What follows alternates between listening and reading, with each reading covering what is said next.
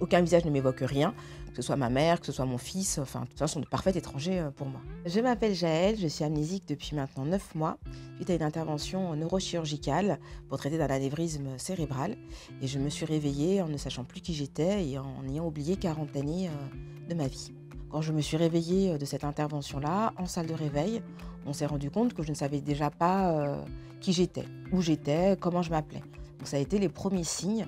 Donc c'est les premiers sentiments, c'est un peu un état confus, pas spécialement encore de l'angoisse, puisque j'émerge en fait quelque part, mais je me rends compte très vite que je suis dans un environnement qui m'est complètement inconnu. Et je fais un effort pour essayer de me rappeler, même si dans ma tête je me faisais pas conscient en fait, et je vois qu'il n'y a rien. Ma tête est vide, pratiquement au sens propre du terme. Je n'ai rien en tête. Je n'ai que les néons, le bruit, et je ne peux faire appel à rien. Ensuite, comme mon état physique a été stabilisé, on m'a monté en chambre. C'est à ce moment-là, en fait, qu'on demande à des proches de venir. Et en fait, à ce niveau-là, pour moi, tout le monde est des étrangers, des inconnus. Je ne ressens aucun lien, aucun visage ne m'évoque rien, que ce soit ma mère, que ce soit mon fils, enfin tout ça sont de parfaits étrangers pour moi. Moi, ma mémoire sémantique, la mémoire des process, elle a été touchée, on va dire que partiellement. Donc parler, écrire, on va dire quelque part raisonner, j'étais en capacité de le faire. Pour autant, j'ai perdu beaucoup de vocabulaire, la grammaire, l'écriture, beaucoup de mots, de choses ont été oubliées. À un moment à l'hôpital, on m'avait dit « Vous verrez, votre mari va venir vous voir ». Moi, le mot mari ne m'évoque rien du tout. Les 2 premiers mois ont été des mois très difficiles, la sortie de l'hôpital. Moi, l'environnement m'est inconnu, je ne connais pas le métro, une voiture, je ne sais pas ce que c'est exactement. En tout cas, je ne sais pas son nom de cette machine-là. Donc, j'ai à faire face à un nombre d'incompréhensions, de défis qui me paraissent très insurmontables au début. Et on me parle peut-être de mon travail, on me montre là où j'habitais, mon appartement, mes vêtements, et tout ça pour moi c'est pas à moi, c'est pas ma vie. Donc j'entends ce qu'on me dit, et puis en plus on me parle d'une personne qui, de ce que je ressens à ce moment-là, ne correspond pas à mon ressenti. Donc c'est difficile parce que je sens qu'on me demande presque d'être quelqu'un d'autre, en ce qui me concerne, alors que pour l'entourage, ils veulent récupérer la personne qu'ils ont connue, qu'ils connaissent ou qu'ils aiment.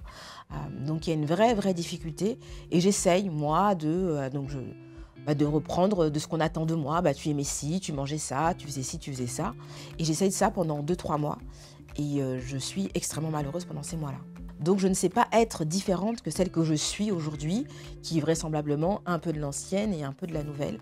Et à partir du moment où j'ai accepté de le dire, j'ai accepté aussi de le mettre en pratique dans mon quotidien, à ce moment-là, j'ai vraiment commencé à vivre. C'est vrai qu'à ce moment-là, mes proches ne l'ont pas forcément compris. La plupart se sont éloignés, pour être très franche. Beaucoup m'ont dit qu'ils devaient faire le deuil de la Jaëlle que j'étais avant. Et même si je peux tout à fait le comprendre, c'est quand même très difficile à entendre. Mais en tout cas, ce qui est important, c'est d'être en accord avec celle que je suis. Qu'importe si je ne suis pas comprise, qu'importe si je suis seule. Moi, ce qui est fondamental, c'est d'être, alors j'aime pas trop cette expression, mais d'être alignée, en tout cas avec quelque chose qui me correspond. Et j'essaye aujourd'hui de me reconstituer un tissu social, affectif. Quand j'ai commencé moi un peu à ressortir, on va dire en dehors de ma chambre d'hôpital ou de mon appartement, ce qui a pris beaucoup de temps, de comprendre les relations aussi avec les autres. Et là, c'est très compliqué parce que je pense qu'il faut une vie pour apprendre comment on fonctionne. Moi, on apprend, je crois, ça depuis la petite enfance, à l'école, le partage, l'autre, vivre en collectivité, c'est des choses que moi, je ne connais pas du tout. Donc, je vais avoir un rapport, effectivement, peut-être très simple avec quelqu'un qui va prendre pour une maladresse.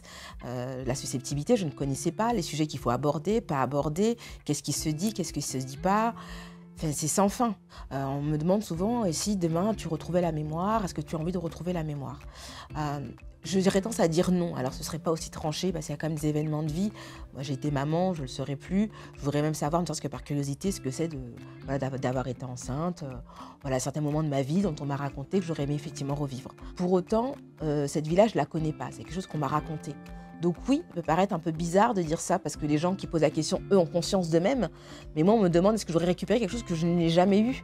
Donc oui, cette vie-là, telle qu'elle m'est racontée, avait l'air plutôt sympa, et pas que en plus. Donc j'ai pas spécialement envie de récupérer ma mémoire, parce qu'en plus je ne sais pas qu'est-ce que ce serait. Je ne connais que cette vie sans, en fait. Et c'est ma réalité, elle est celle-ci. Aujourd'hui, pour moi, tout est nouveau et tout est à refaire. Donc voilà, c'est un mélange d'excitation et d'anxiété, mais qui en tout cas ne m'empêchera pas d'avancer.